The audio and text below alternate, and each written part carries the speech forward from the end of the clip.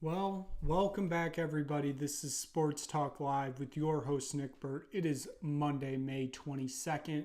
We are just past 8:45 on the East Coast. Happy Victoria Day in Canada to all those viewers across the border. We know this is your official start of summer. U.S. is next week, of course, with Memorial Day. So happy Victoria Day to all those Canadian viewers. Packed show today. Absolutely jam-packed. Got a lot going on around sports. Got a lot to catch up on from the weekend. And, let's just get started. First of all, we got the England shirt on today. The U20 team played in their first U20 World Cup game today against Tunisia. 1-0 win for the Three Lions. Dane Scarlett, Tottenham player, future Tottenham legend. With the one goal for England today, they go top the group after one match day. Still a long ways to go, but rooting on the Three Lions to take football home again. So, let's get started. NBA is something I don't think anybody saw coming. Both series are at 3-0 right now.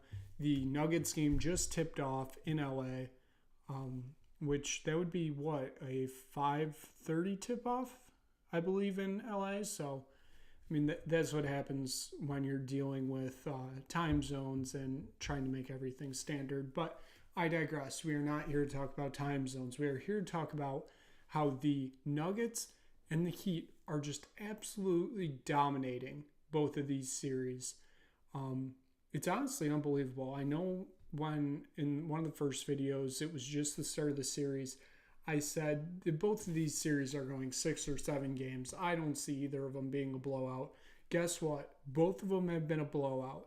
I think you'll notice coming up a lot of these trends that I say, it's going to be the complete opposite. It always seems to go that way. But Jimmy Buckets, is carrying the Miami Heat to the NBA Finals, on the brink of the NBA Finals. Obviously, they still got to win one more game. Celtics have to win 4, obviously. But he is absolutely carrying them to the finals. There's no two ways about it. The Heat would not be in this situation without Jimmy Butler. And do there need to be discussions had about where Jimmy Butler ranks all time if they win the finals? Personally, possibly. I think he's a very good player. He's not on the level of LeBron or Steph Curry, obviously. But what I'm seeing from him is very reminiscent of what Kawhi Leonard did with the Raptors in 2019. Kawhi Leonard carried that Raptors team to the NBA Finals. Jimmy Butler's about to do it, I'd say, for the second time. Obviously, the first time was the bubble, and everybody's going to say it was a fake championship, which it might have been Mickey Mouse, but it was in Disney World, so it has to be Mickey Mouse.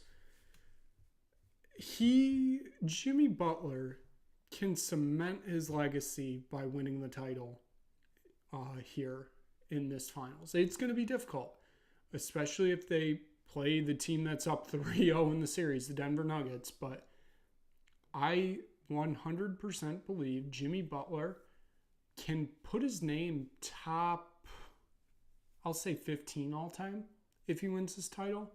I think he has shown that he transcends basketball right now. He is literally a one-man team and carrying the Heat to the finals.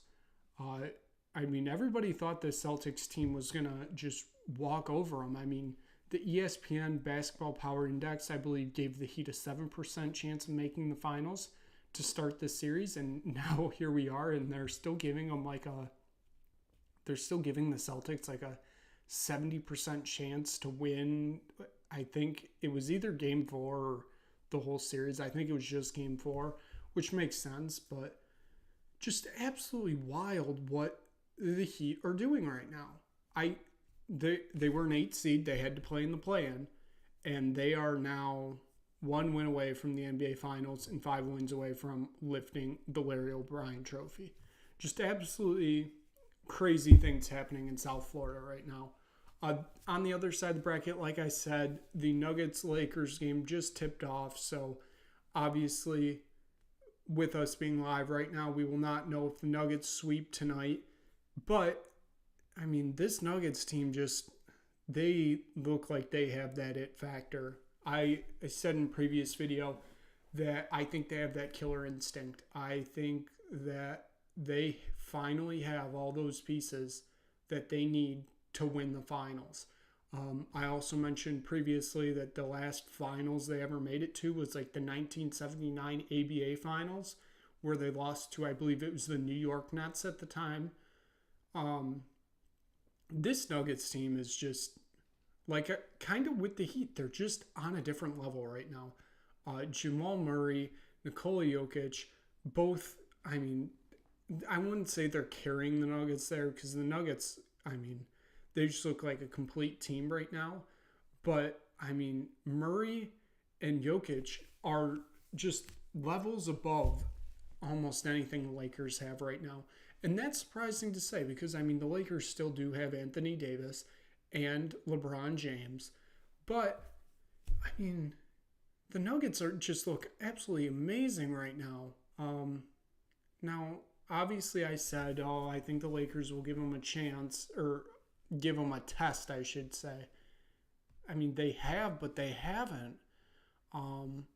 It's just, I think this Nuggets team is going to win the finals unless Jimmy Butler puts up 4, like, outstanding performances, which is not out of the question. Jimmy Butler can do anything right now, basically.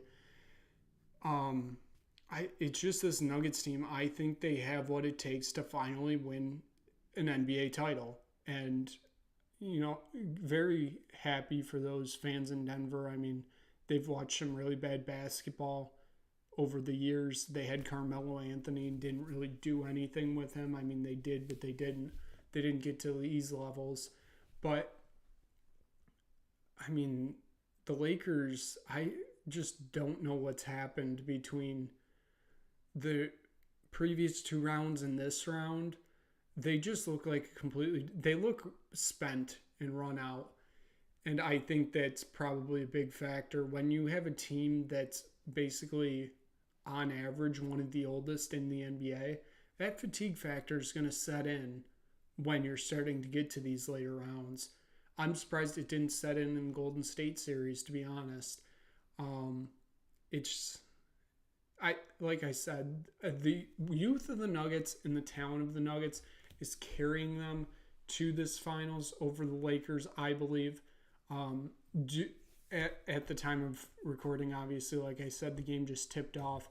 Do I think they sweep tonight? I gotta think the Lakers win at least one. I wouldn't be surprised if Nuggets win tonight, but I gotta believe that the Nuggets win, or the Lakers win tonight. They have to win at least one. And another stat that I saw brought up is that teams that go up 3-0 in the series are like, I don't even remember the number, but it was like 142-0 or something in series, in like the overall series. So nobody's ever come back from 3-0. This seems oddly similar to that, whatever it was, like 140-0, 1 seeds or 16 seeds in the NCAA tournament.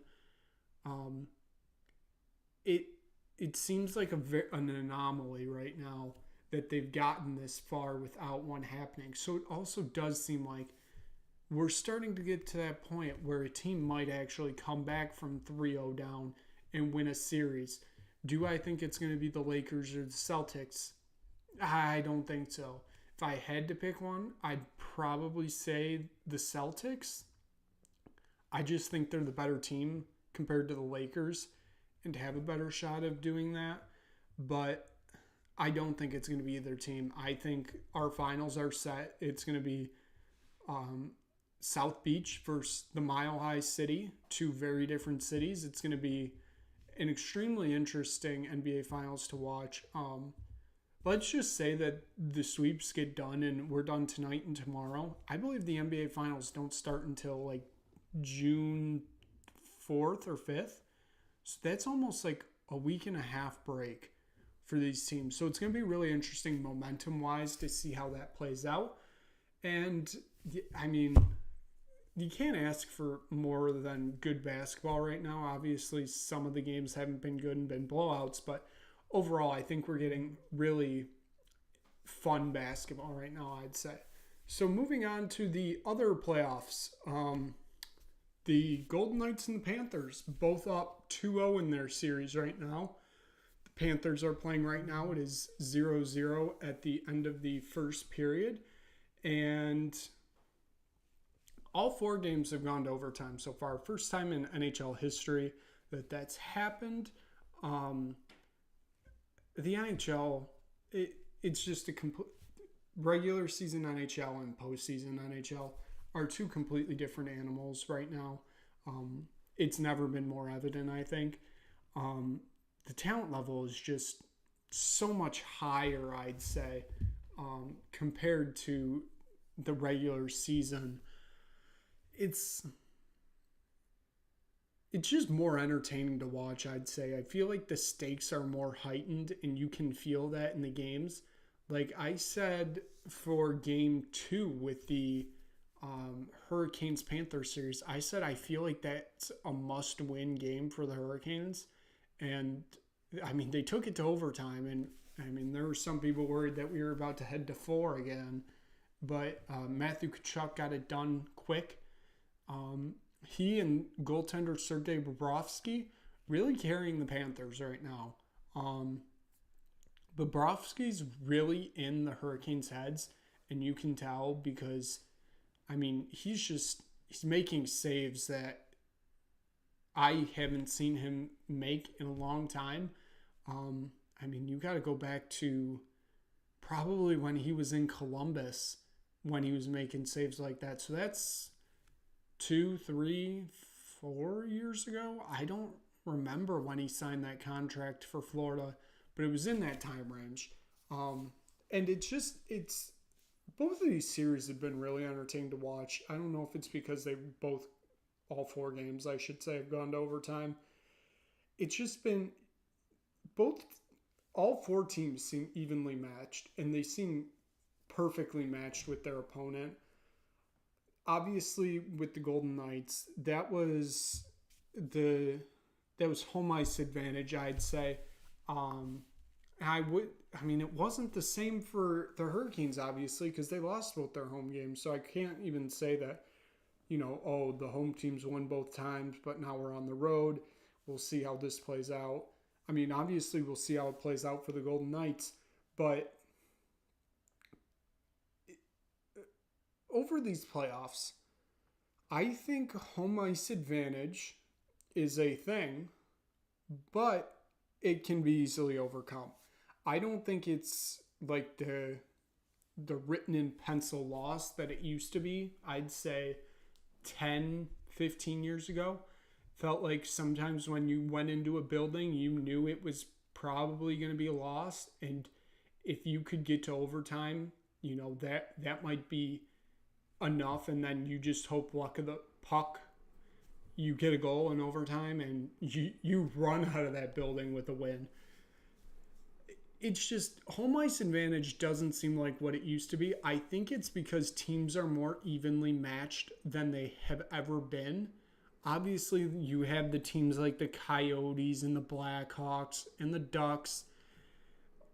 But they don't make the playoffs. They are in the draft lottery for a reason. And you can just tell that it seems like the 16 teams that made the playoffs this year, it's more evenly matched. I mean, the Panthers were the last team to get in the playoffs. The Calgary Flames finished with 1 more point than them, and the Flames didn't make the playoffs. Now, obviously, Florida made the playoffs because Pittsburgh lost at Columbus and versus Chicago, and it all fell out of the Penguins' hands. And that's not me making excuses as a Penguins fan. No, the Penguins would not be in this situation if they were in the playoffs. They would not be in the Eastern Conference Final. They would have lost to Boston in probably 5. The firings probably still would have taken place with Brian Burke and Ron Hextall. But it just seems like these teams are so evenly matched right now, and you have to have a hot goalie. That's exactly what the Panthers have right now. And I guess you could say Hill with the Golden Knights, he's been hot since he went in game 4 or 5, I believe it was, in the Oilers series. I'd also say Ottinger's somewhat hot. Obviously, he's lost 2 games, so that's not technically the definition of hot. But these goalies are still making saves that they wouldn't make in the regular season, I'd say.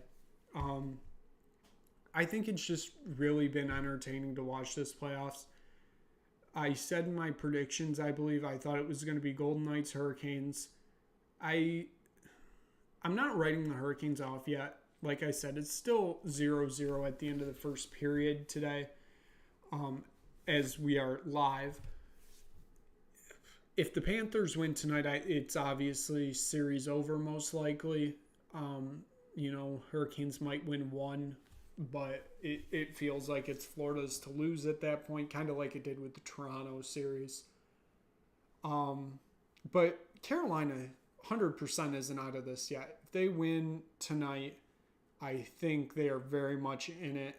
I think the Panthers can even win game 4 if the Hurricanes win tonight and still very much be in it. I can easily see them rattling off 3 wins in a row, especially with 2 of them being at home. The Dallas series with Golden Knights, I still think the Golden Knights end up coming out on top. Is it... I don't know if it's going to be a 7-game series like I thought it would. It may be 5. If Dallas just needs to pick up the pace with scoring. Obviously, that sounds dumb to say, but they just need to find a way to crack through Adin Hill, and I feel like you got to stop those hot runs from the goalies, and you'll be fine, basically. They have the scoring on the team. They have the players there to get it done. It's just they have to get through those cracks, stop a hot goalie, and they'll be fine.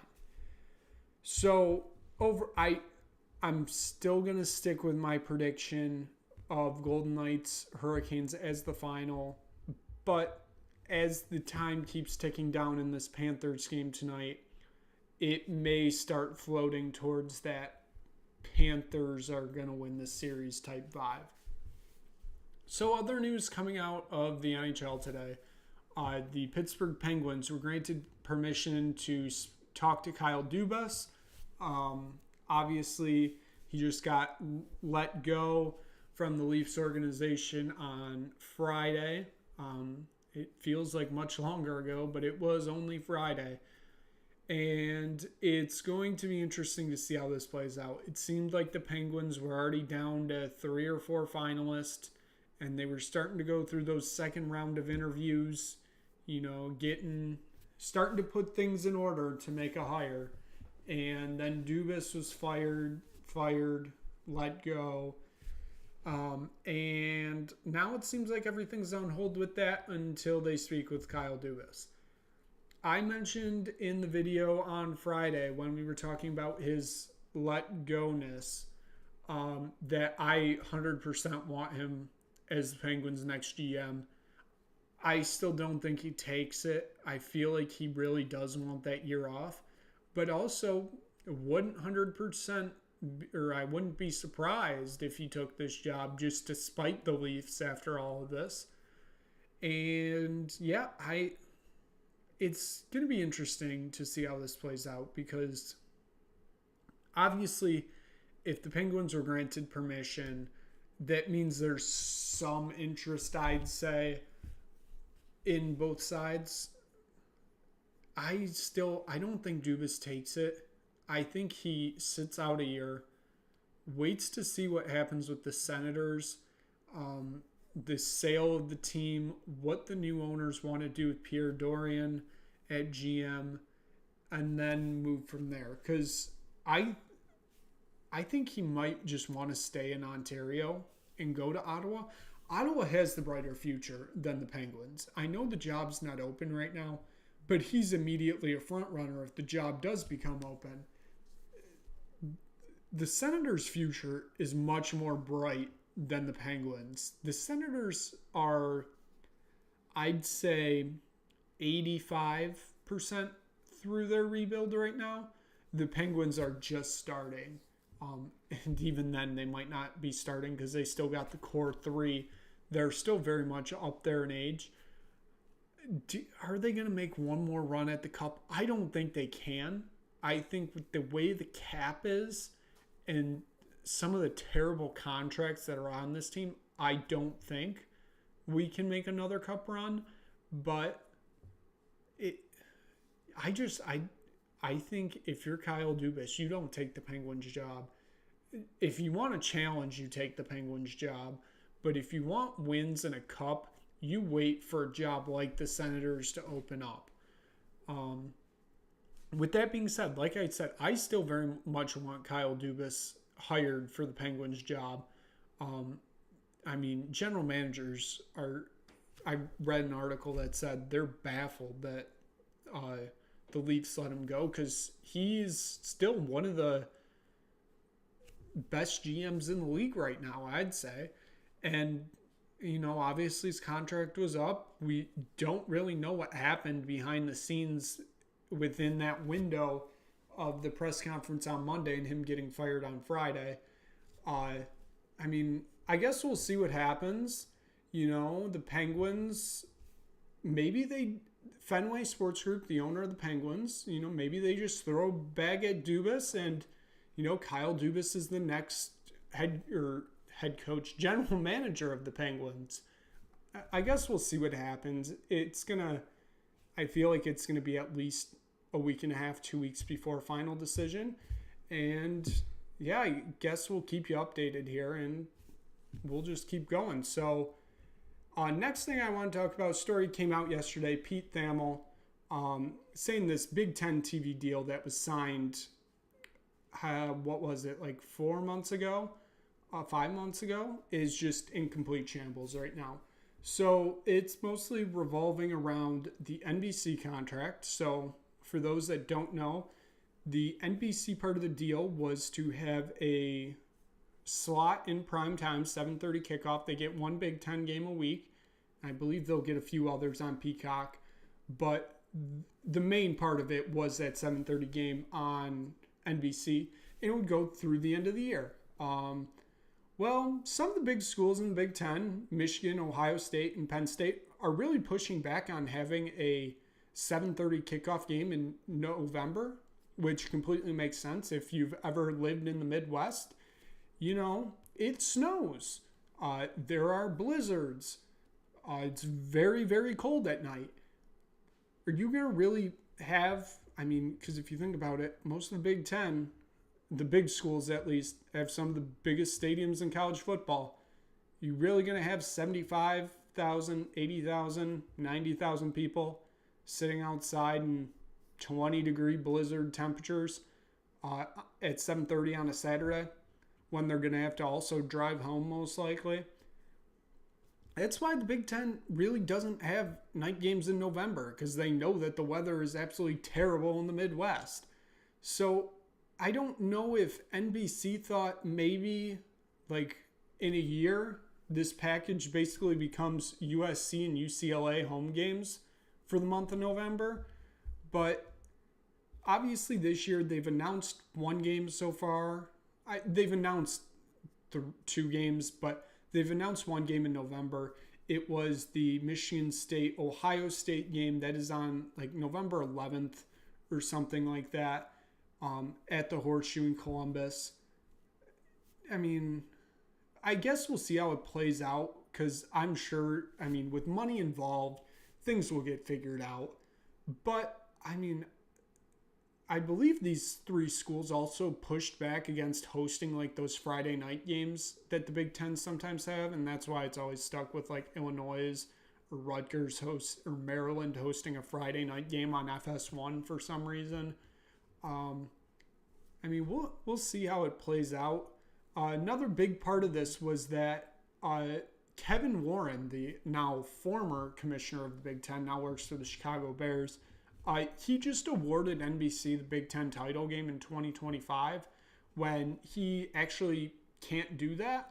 So that's another big sticking point for NBC right now because obviously they want that game, but it's technically Fox and Big Ten Network, which Big Ten Network is 51% owned by Fox.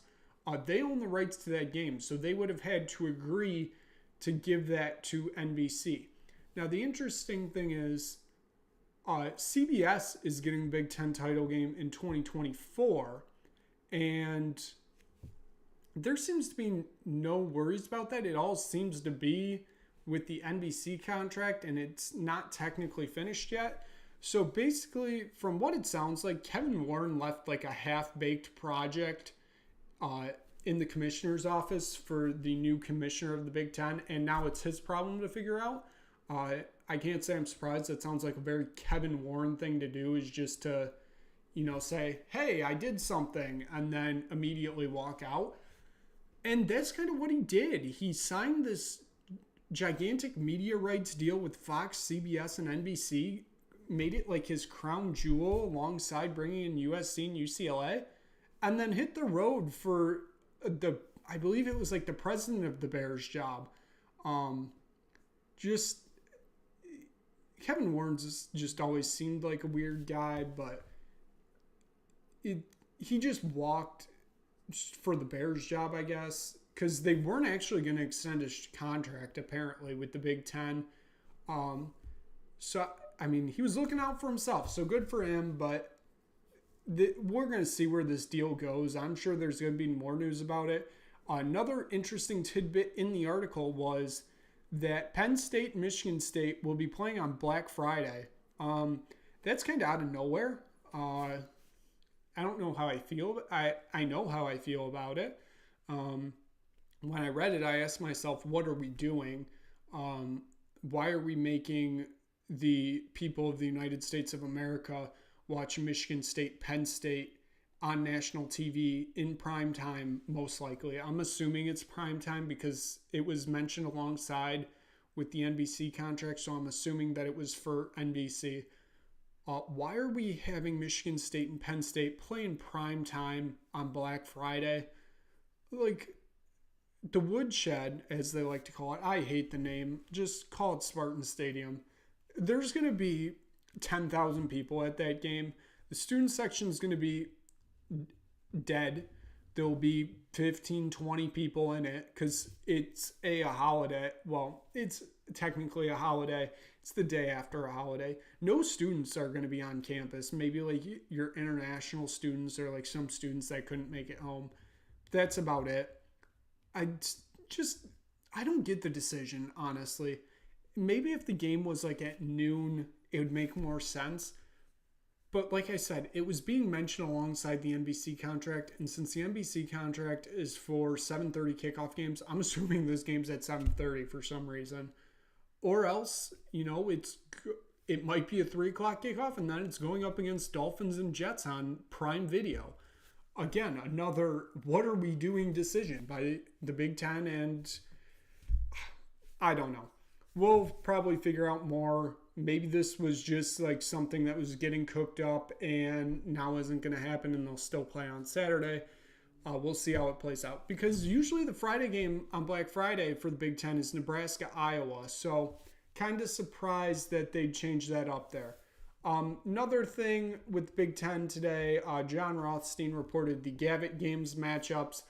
Gavitt Games is Big Ten versus Big East. It's sounding like it's the last year of this agreement. And this is such a disappointing lineup of games. Let's just go through them. Xavier at Purdue, Marquette at Illinois, Michigan at St. John's, Maryland at Villanova, Butler at Michigan State, Iowa State at Creighton, Wisconsin at Providence, and Georgetown at Rutgers. These are very disappointing matchups. Honestly, the only two good ones are Xavier, Purdue, and Marquette, Illinois. I'm shocked by some of these matchups. The Wisconsin Providence game and the Butler-Michigan State game are both rematches from 2 years ago, I believe. I think with the Marquette and Illinois game too. They're not good. I mean, why are we... Also, question, where is the 2023 national champions in this? What are we doing? UConn versus Purdue. UConn versus Illinois, I guess. UConn versus Michigan State. All huge drawing matchups. And we don't include UConn in this? What are we doing? I mean, UConn's already got a packed schedule. They're playing North Carolina, I believe. They're playing Gonzaga. They're playing, I believe, one of Louisville, Texas, or Indiana. They've already got a packed schedule. I get why they're not in it, but also it's stupid that they're not in it. It's just, there could have been so many more good matchups, I guess. Michigan St. John's, they said it's going to be at the Garden. That game's gonna suck. Rick Pitino is going to absolutely blow Michigan out of the water. Maryland Villanova has the chance to be a good game if Villanova goes back to their normal form. Iowa Creighton, it might be good. And Ed Cooley's Georgetown Hoyas, I don't think will be good this year. So that Rutgers game is not going to be fun for them. Yeah, so these matchups could have been much better. Like, why couldn't we get a Chicago showdown with DePaul and Northwestern in here? Obviously, they play each year. But, I mean, tying it into Gavitt games would have been, I think, more interesting. I feel there could have been many more matchups and include like the whole Big East. These are 8 matchups. The Big Ten has obviously 14 teams and the Big East has 11. You could have had 3 Big Ten teams sit out. Make the whole Big East play. But it's the end of this contract for the Gavitt games. I don't know if it's going to come back. I think it's all going to depend on who the Big East signs their next contract with. If it's with Fox, I wouldn't be surprised if it's back. Hopefully expanded with all 11 Big East teams, or 10 if UConn leaves again. That's a whole nother discussion for another day. But it's just going to be... It's going to be interesting to see how this plays out. Finally, we'll do the normal segment of all of them. Quick kick around the pitch. Just a quick recap of what happened this weekend. Man City won the title. Very, very thrilled by this. Arsenal 100% bottled the league. Don't let anybody tell you differently. They bottled the league. And, we were only playing for top 4 this year. You were at the top of the table for 95% of the season. You bottled the league. Stop. You bottled the league. Congrats to Man City for winning it. They just went on an absolutely dominant run. Just remember, you still can't win at Tottenham Hotspur Stadium. I don't even know if you've scored a goal there yet. You'll figure it out one day. West Ham aren't getting relegated. Congrats to them. They got a more important final they got to worry about. Southampton's still the only team that's been relegated so far. Right now, the bottom 2 getting relegated with them are Leeds in 19th and Leicester in 18th. That's going to be an interesting game on Sunday. Leicester hosting West Ham. West Ham has absolutely nothing to play for. Leicester has everything to play for. Leicester needs a win to even have a shot at staying up. It's going to be interesting. I think there's 2 or 3 games that are going to get really interesting on Sunday, because Leeds are also playing at home against Tottenham. That's an easy 3 points for them. Tottenham's been an absolutely clown show since February. I wouldn't be surprised if we give up 4 goals somehow to Leeds. Bournemouth's playing, I believe, on the road at Everton. That Everton, all they need to do is, I believe, get a draw and they're safe. As I say that, the Florida Panthers just scored a power play goal. They are up 1-0 just past the halfway point in the second period. Back to the football. The Bundesliga, that got really interesting this weekend. Bayern Munich lost 3-1 at home to RB Leipzig.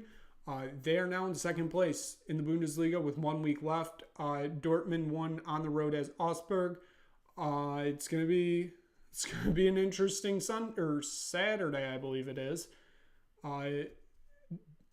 Munich is on the road at Cologne, and I believe Dortmund's at home against Mainz. Out of those two, the Dortmund game, I believe, is the easier game just because it's at home. If Munich was at home versus Cologne, it would be... Either way, the game is going to be very, very interesting.